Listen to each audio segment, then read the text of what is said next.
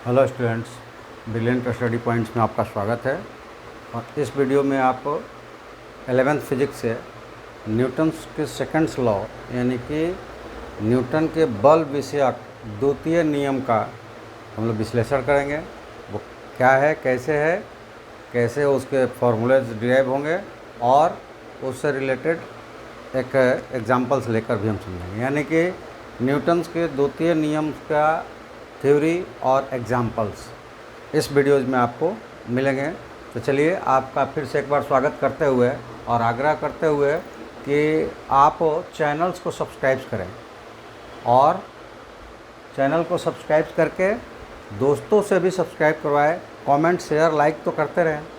और आपकी जो भी प्रॉब्लम्स हो, यहाँ कॉन्टैक्ट नंबर है, इस पर व्हाट्सएप उपलब्ध है। तो इस व्हाट्सएप पे आप जो भी आपको प्रॉब्लम्स आती है जिस क्वेश्चंस में, उसको कॉपी करो और इस पर भेजिए। चलिए पहले देखते हैं कि न्यूटन्स के सेकंड्स लॉ के रूल्स क्या है, यानी कि उनके स्टेटमेंट्स क्या है। The rate of change of momentum of a body is proportional to the external force exerted on it and it is the directed on the applied in directions of applied force। यानी कि किसी वस्तु पर कोई force लगाया जाता है तो उसके द्वारा उत्पन्न मोमेंटम, उस मोमेंटम का rate, change in momentum, rate of change in momentum, यानी कि उनके संवेग में परिवर्तन की दर फोर्स के डायरेक्टली प्रोपोर्शनल होता है और फोर्स की दिशा में होता है। तो उसके लिए हिंदी में क्या कहेंगे, किसी पिंड के संवेग परिवर्तन की दर उस पर आरोपित बाह्य बल के अनुक्रमानुपाती होती है और आरोपित बल की दिशा में होती है। ठीक है, जैसे कि हम एक ज्योमेट्रिकल, आप जानते ही हैं कि मेरा जो थीम है वो क्या है कि इजी और ट्रिकी मेथड्स के द्वारा आपको सॉल्यूशन दे। तो उसमें हम लोग एक टर्म्स इस्तेमाल करते हैं, ज्योमेट्रिकल रिप्रेजेंटेशंस। और ज्योमेट्रिकल रिप्रेजेंटेशन से क्या होता है कि आधे जो माइंड मैपिंग है वो कंप्लीट हो जाता है, यानी कि हम जो चीज़ देखते हैं ना, तो देख कर वो बातें समझ में हमें आ जाती है। चलिए एक ज्योमेट्रिकल रिप्रेजेंटेशन इसका लेते हैं और वो क्या होगा। तो जैसे कि यहाँ पे दो फोर्सेस, हम ऐसा नहीं करते हैं कि दोनों को अलग अलग डिराइव करना है, दोनों को अलग अलग नहीं डिराइव करना है। इस ज्योमेट्रिकल रिप्रेजेंटेशंस में आपको ये दिखाना है कि फोर्स अगर छोटा है तो मोमेंटम छोटा होगा और फोर्स बड़ा है तो मोमेंटम बड़ा होगा। क्यों? क्योंकि force is directly proportional to the change of momentum, rate of change of momentum. तो इसलिए दो लिया गया है, एक ही में मानेंगे। जैसे कि मान लिया कि एक एक्सटर्नल फोर्स एक पिंड M1 पे फोर्स क्रिएट करता है, यानी कि आरोपित होता है, तो उसमें ए एक्सलेरेशंस यानी कि त्वरण उत्पन्न होता है और जिससे यह ऑब्जेक्ट मूव करता है। वहीं यहाँ है कि ये फोर्स बड़ा हो गया तो बड़े ऑब्जेक्ट्स पे भी अप्लाइड किया, तो देखिए फोर्स बड़ा हो गया और ऑब्जेक्ट छोटा, फोर्स बड़ा हो गया, ऑब्जेक्ट भी बड़ा हो गया। तो ये कई बार ऐसा हो सकता है कि कैलकुलेशंस हमारा बराबर आ सकता है, क्योंकि जिस रेशियो में फोर्स बढ़ता है अगर उसी रेशियो में हम मास को बढ़ा देंगे तो ये इक्वल होगा। इस बात को हम लोग पहले क्रिएट कर लेते हैं, उसके बाद लेते हैं। तो चलिए जब इस स्टेटमेंट की बात करें, हम इस स्टेटमेंट की बात करें तो इस स्टेटमेंट को मैथमेटिकली कैसे लिख सकते हैं। तो यहाँ सपोजिशंस आप लिख लेंगे कि लेट एफ केवल लोगे M1 और F1 और M1 हम लेते हैं, इसलिए लिए हैं कि दो को कंपैरिजन करके दिखाएंगे। हमें तो एक ही से निकालेंगे और दोनों में कंपैरिजन करना है। तो F फोर्स M ऑब्जेक्ट्स पे आरोपित होता है और उससे एक्सलेशंस यानी कि त्वरण A उत्पन्न होता है। तो इनिशियल जो इनका चेंज होगा, मतलब इस बात को हम अगर मैथमेटिकल लें तो हमें इसको लिख सकते हैं F is equal to, mathematical से इसको लिखेंगे तो वो चीज़ें होंगी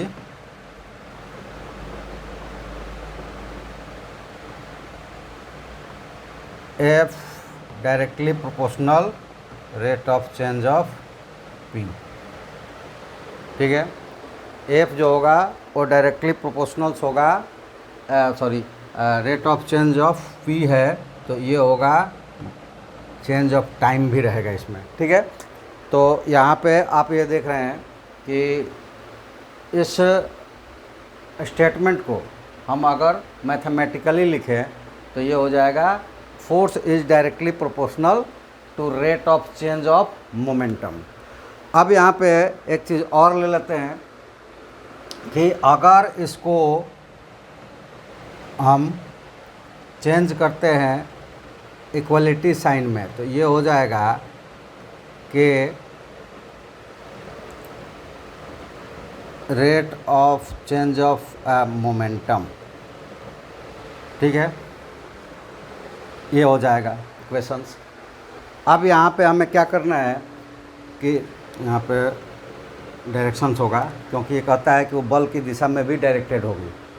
अब यहाँ पे के, जैसे कि फोर्स की जो यूनिट्स ली गई है उस इस तरह से ली गई है कि यूनिट्स की अदिश मान को, यानी कि उसके मैग्नीट्यूडनल वैल्यूज़ को अगर पुट करते हैं तो के आ जाता है कितना, तो इसको अगर करें तो के आ जाएगा, के इज इक्वल टू 1 आ जाएगा। कैसे? अगर change of rate of momentums 1 newton metre और change in time 1 seconds, then K is equal to 1। ये 1/1, तो K is equal to 1 newton force create करता है, तो ये के इज इक्वल टू 1 हो जाएगा। उस कंडीशंस में क्या मिल जाएगा कि एफ डायरेक्टली प्रोपोर्शनल अब नहीं, अब direct equal to change in momentums का रेट, ठीक है। अब तो ये हो गए इसके मैथमेटिकल्स रिप्रेजेंटेशंस इक्वलिटी साइन के साथ, ठीक है। अब चाहे इसको एसआई में रखते हैं या सीजीएस में रखते हैं, के की वैल्यू 1 आता है, क्योंकि आगे चल के इस बात को भी हम लोग रिप्रेजेंट्स करेंगे कि 1 न्यूटन फोर्स कब क्रिएट होगा, जब 1 किलोग्राम के ऑब्जेक्ट्स को 1 मीटर पर सेकंड के स्पीड से क्या किया जाएगा, उसको मूव करवाया जाएगा। 1 न्यूटन ऐसे डिफाइंड होगा। और 1 डाइन सीजीएस में वो कैसे डिफाइंड होगा, तो 1 ग्राम्स के ऑब्जेक्ट्स को 1 सेंटीमीटर पर सेकंड के स्पीड से मूव करवाया जाएगा। तो सारे 1 होंगे, तो एफ भी 1, पी भी 1, टी भी 1, तो के इज इक्वल टू 1, तो इक्वलिटी साइन में आ गया। अब हम मान लेते हैं कि किसी वस्तु का, जैसे कि यहाँ पे m1 लिया है, लेकिन अगर वस्तु का जो मोमेंटम्स है, सॉरी मास है, वो m है, तो चेंज इन मोमेंटम क्या होगा कि मोमेंटम्स जो ये p डिफाइंड होता है, ये होता है mv। इसमें m जो होता है वो कांस्टेंट होता है।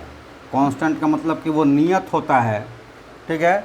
और नियत होता है तो इसका मतलब ये हुआ कि ये कांस्टेंट जो होगा वो सदिश नहीं होता है, तो ये कांस्टेंट है।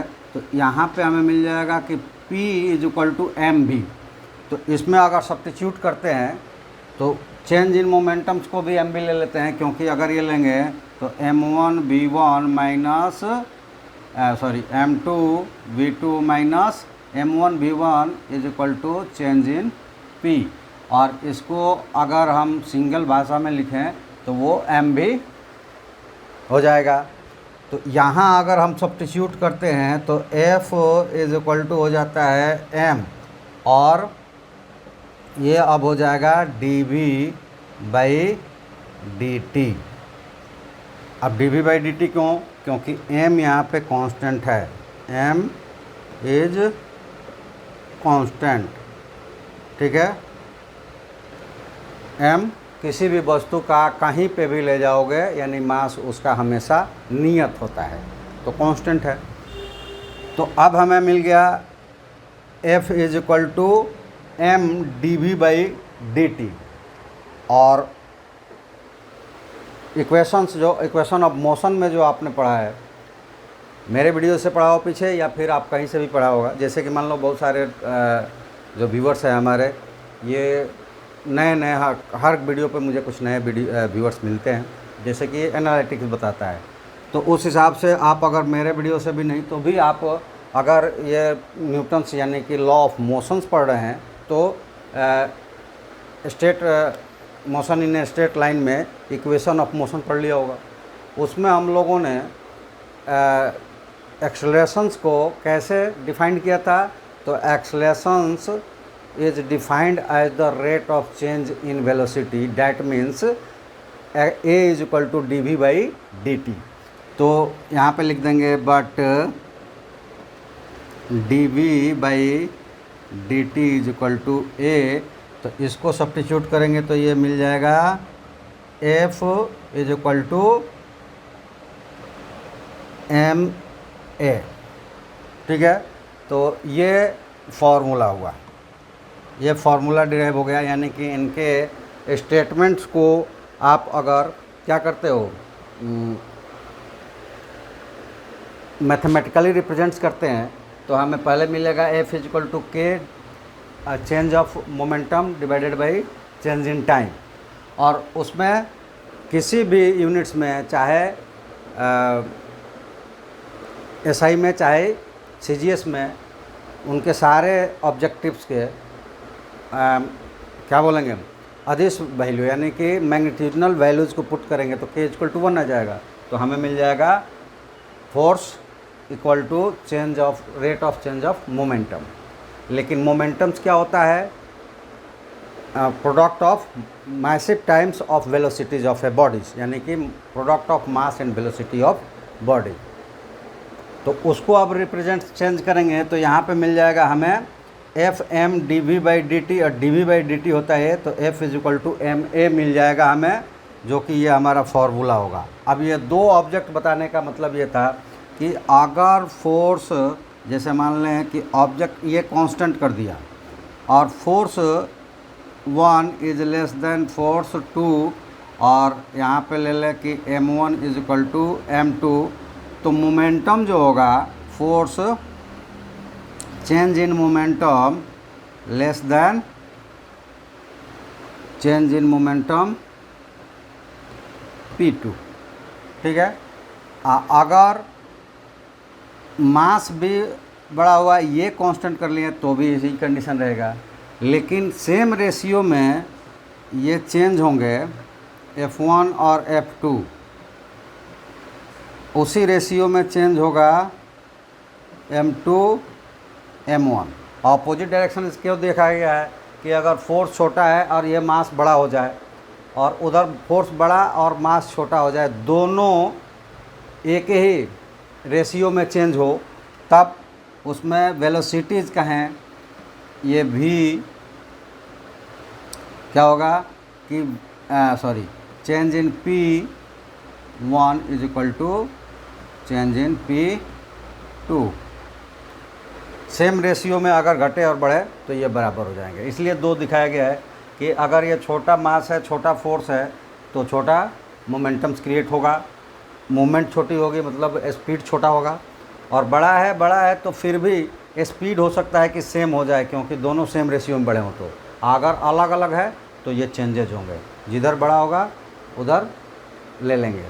तो ये हुआ definitions.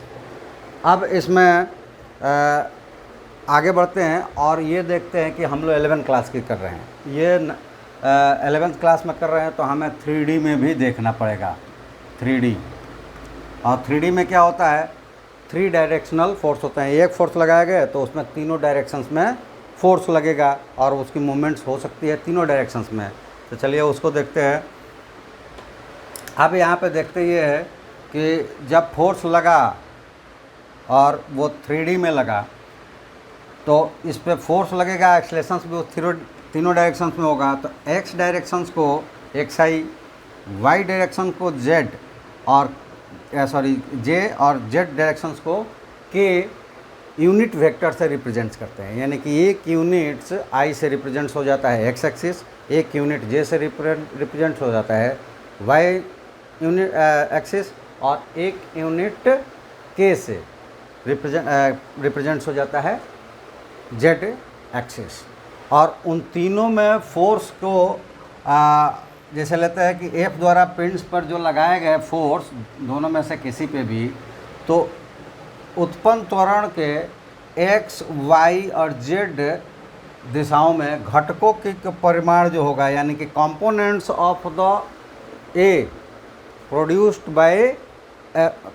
by action of F in direction x, y and z is क्या हो जाएगा, ax is equal to a is equal to ai plus ay j plus a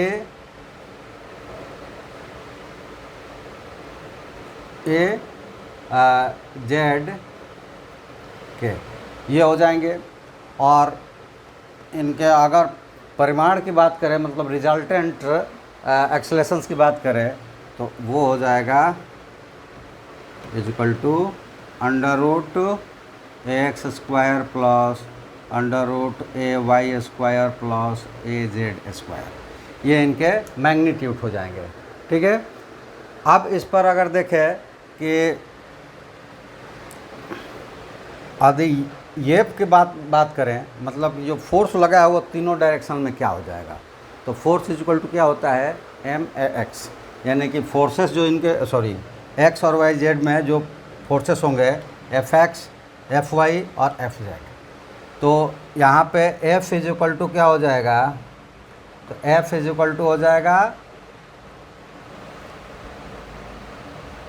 F x I plus F Y J plus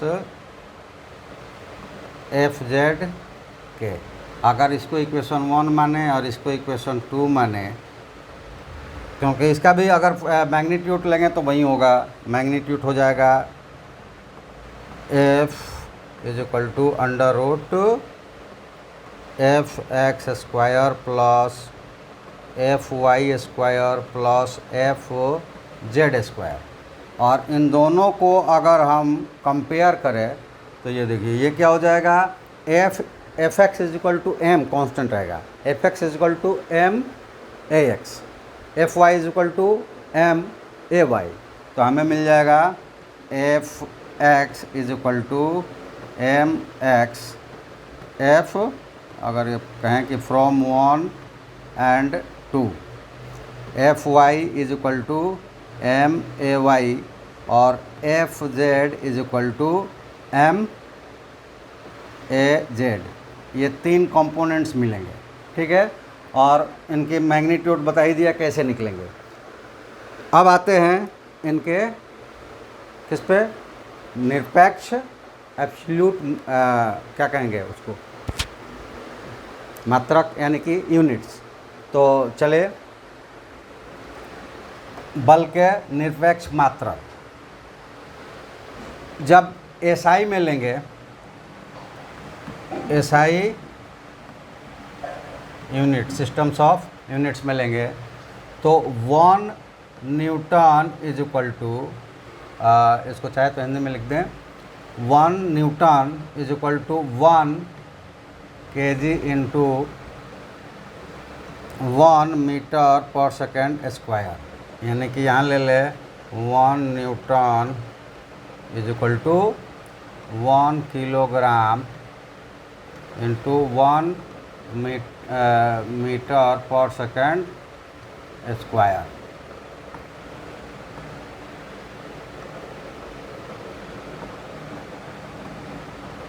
one kilogram into 1 metre पर second square. तो ये हो जाएंगे। तो इसका मतलब ये हुआ कि 1 न्यूटन डिफाइन कैसे करेंगे, तो 1 न्यूटन डिफाइंड होगा कि 1 न्यूटन बॉल वह परिमाण है जो 1 किलोग्राम के पिंड में 1 मीटर पर सेकेंड स्क्वायर का त्वरण उत्पन्न करता है। 1 newton is defined as the 1 newton is defined as ये object of 1 kg is moves with a constant acceleration 1 metre पर सेकेंड स्क्वायर। ठीक है, तो एक न्यूटन्स को कैसे हम डिफाइन करेंगे? तो एक न्यूटन बल का वह परिमाण है जो 1 किलोग्राम पिंड में 1 मीटर पर सेकेंड स्क्वायर का त्वरण उत्पन्न करता है। ठीक है, और चूँकि ये देखिए कि इंग्लिश और हिंदी, कहीं पे हिंदी बोलकर इंग्लिश लिखते हैं, कहीं इंग्लिश से, तो ये थोड़ा सा मिक्सिंग हो गया है। और मिक्सिंग इसलिए हो गया है कि हमारे साथ जुड़े हुए जो स्टूडेंट्स हैं, कुछ हिंदी मीडियम्स वाले हैं, कुछ इंग्लिश मीडियम वाले, और दोनों में कोई थ्योरी में फ़र्क नहीं होता, क्वेश्चंस में फ़र्क नहीं होता, केवल रिटन जो स्टेटमेंट है उसमें फ़र्क होता है। इसीलिए दोनों लैंग्वेज को हम लेकर चल रहे हैं, तो आप दोनों लैंग्वेज में वाले बच्चे भी इसको देख सकते हैं। चलिए अब आते हैं CGS यूनिट्स में, यानी कि CGS प्रणाली में। वहाँ 1 डाइन, CGS में न्यूटन का SI मात्रक होता है डाइन, और 1 डाइन डिफाइन कैसे होगा? 1 ग्राम इंटू 1 सेंटीमीटर पर सेकेंड स्क्वायर। इसको हिंदी में लिखे तो 1 dyne is equal to 1 gram into 1 सेमी पर सेकेंड स्क्वायर। आप जैसे चाहे लिख सकते हैं, हिंदी में या इंग्लिश में। हिंदी मीडियम वाले भी केवल ये स्टेटमेंट छोड़कर बाकी सारे इंग्लिश में भी लिखे तो भी चलेगा, और इंग्लिश मीडियम वाले को तो इंग्लिश में लिखना ही है। तो इस तरह से अगर 1 डाइन को डिफाइन करना होगा तो वो कैसे डिफाइन करेंगे? तो 1 डाइन बॉल का वह परिमाण है जो 1 ग्राम के पिंड में 1 सेंटीमीटर पर सेकेंड स्क्वायर का त्वरण उत्पन्न करता है। 1 dyne is defined as 1 gram of object of 1 gram is moves with a constant accelerations 1 centimetre पर सेकेंड स्क्वायर। ठीक है, तो एक डाइन बल का वह परिमाण है जो 1 सेंटीमीटर पर सेकेंड स्क्वायर के रूप में त्वरण उत्पन्न करता है। तो इन दोनों से अगर हम कंपैरिजन करें कि 1 न्यूटन्स और 1 डाइन्स में क्या रिलेशंस है, ठीक है, तो उनके रिलेशंस के लिए हम ले लेते हैं कि 1 डाइन 1 न्यूटन, और यहाँ पे आप लोग हिंदी में लिख लें या इंग्लिश में लिखें, मैं इंग्लिश में लिख रहा हूँ। ठीक है, तो ये हो जाए 1 newton is equal to 1 kg multiplied 1 metre पर सेकेंड स्क्वायर। अब इसको इनके CGS में कन्वर्ट्स करें तो ये हो जाएगा 1000 ग्राम इंटू 100 सेंटीमीटर, और सेकेंड्स का तो बदलेगा ही नहीं, वो तो दोनों में सेकेंड्स है। अब यहाँ पे मल्टीप्लाइड करें तो ये हो जाएगा 10000 ग्राम cm पर सेकेंड स्क्वायर। और आप ये देखिए कि cm पर second square is equal to, यहाँ क्या हो जाएगा? डाइन हो जाएगा। तो ये हो गया, ये कितने हैं जीरोज? तो ये 05 है, तो 10 टू द पावर 5, और ये cm पर सेकेंड स्क्वायर क्या हो जाएगा? डाइन। तो ये हो गया 1 newton is equal to 10 to the power 5 dyne. तो numerically 1 newton is 10 to the power 5 times of dyne, यानी कि 1 न्यूटन्स को अगर हमें डाइन में कन्वर्ट्स करना होगा तो डायरेक्ट हम उसको 10 टू द पावर 5 डाइन लिख सकते हैं।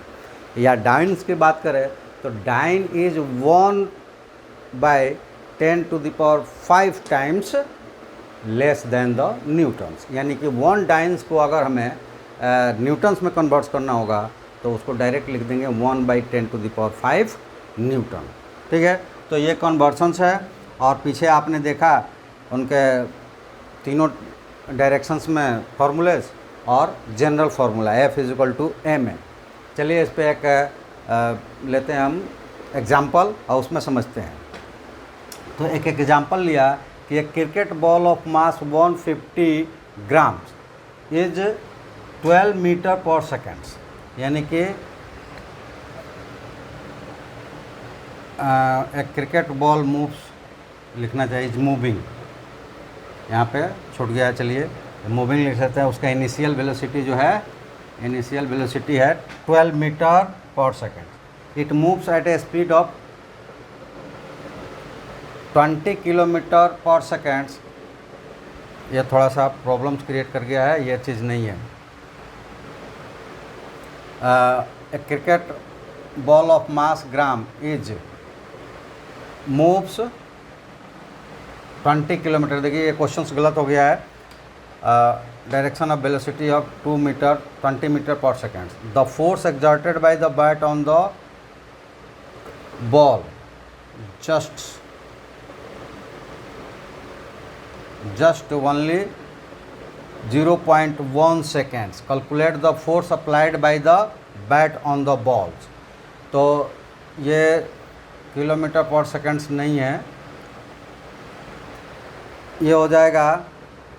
हिंदी में देख लेते हैं क्या है, तभी ये कन्वर्ट होगा भाई।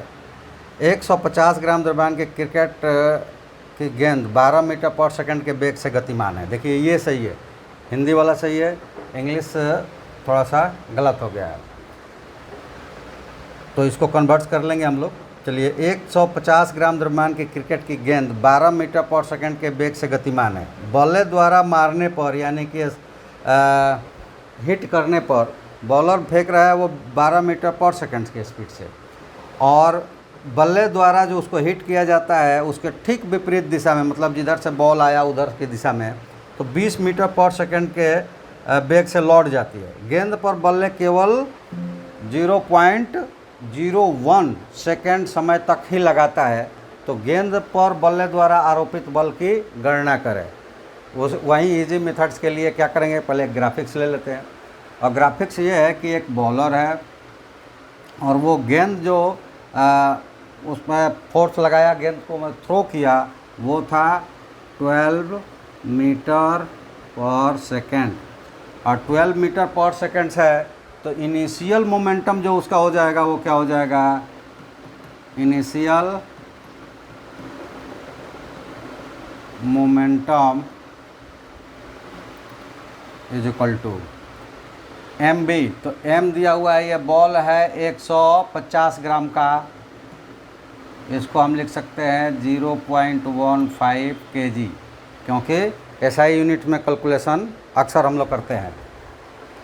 अब इसको पढ़ सकते हैं कि ये cricket ball of mass 150 gram is moving with the speeds of 12 metre पर seconds. When it is heated by a ball, it returns of 20 meters per second in just opposite directions of the ball. Then calculate the force applied on the bat. Force applied by bat on the ball when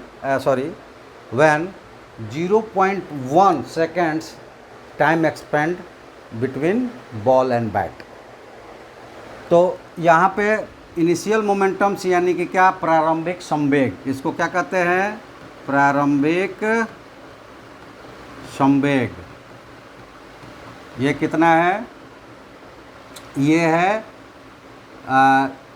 M B है, तो M B इसको ले लें, तो M है 0.15 into 12 यानी कि 1.8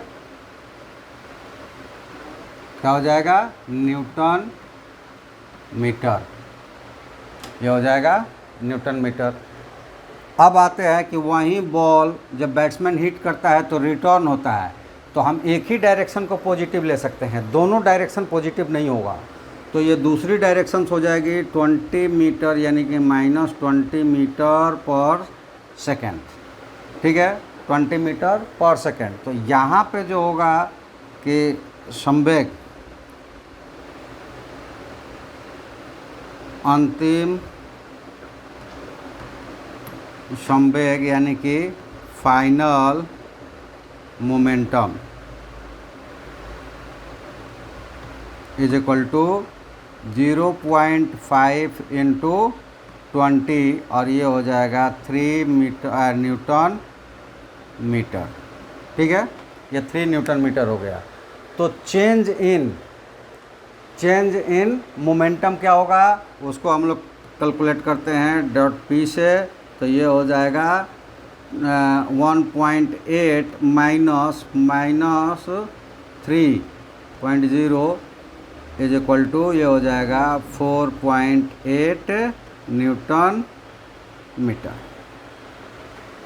Newton पर मीटर नहीं, न्यूटन मीटर। ठीक है, अब हमें निकालना है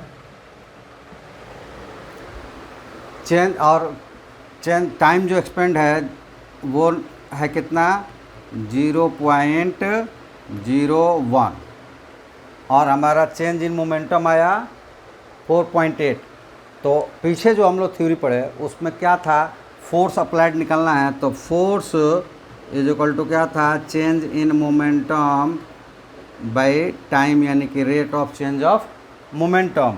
और ये चीज़ आई है कि 4.8 और डिवाइडेड बाई 0.01, और इसको कैलकुलेट करेंगे तो ये 2 जीरो ऊपर जाकर मल्टीप्लाइड हो जाएगा, तो ये 480 न्यूटन इसका क्या आ जाएगा, और न्यूटन मीटर नहीं, न्यूटन सेकेंड्स हो जाएगा। ये हो गया 480 न्यूटन, यानी कि जो बैट से अप्लाइड हुआ वो 480 न्यूटन का फोर्स अप्लाइड हुआ। तो ठीक उसके विपरीत दिशा में वो -20 यानी कि 20 मीटर पर सेकंड से मूव करेंगे। तो इस तरह से आपने देखा कि न्यूटन्स के सेकंड्स लॉ क्या है, और उससे रिलेटेड आपने एग्जांपल्स भी देखे, उनके कौन कौन से कंपोनेंट्स वर्क करते हैं, कौन से क्या यूनिट्स में होता है, और दोनों यूनिट्स में क्या रिलेशन होता है। ये सारी चीज़ें आपने देख ली, यानी कि न्यूटन सेकंड्स लॉ थ्योरी और उससे एग्जांपल्स के साथ आपने देख लिया। तो चलिए आज की वीडियो में इतना ही, और अगले वीडियोज़ में इसके एग्जांपल्स यानी कि न्यूमेरिकल एग्जांपल्स लेकर हम आएंगे। तब तक के लिए आप सबका धन्यवाद करते हैं। साथ में ये रिक्वेस्ट करते हैं कि चैनल्स को सब्सक्राइब करें, अपने दोस्तों से भी सब्सक्राइब करवाएं और चैनल को ग्रोथ करवाएं। बाकी जो भी आपकी प्रॉब्लम्स है वो तो आप इस व्हाट्सएप नंबर पे आप क्वेश्चंस भेज सकते हैं, उसका जवाब मिलेगा ट्रिकी और सटीक तरीके से। तो चलिए आप सबका धन्यवाद, थैंक यू, जय हिंद।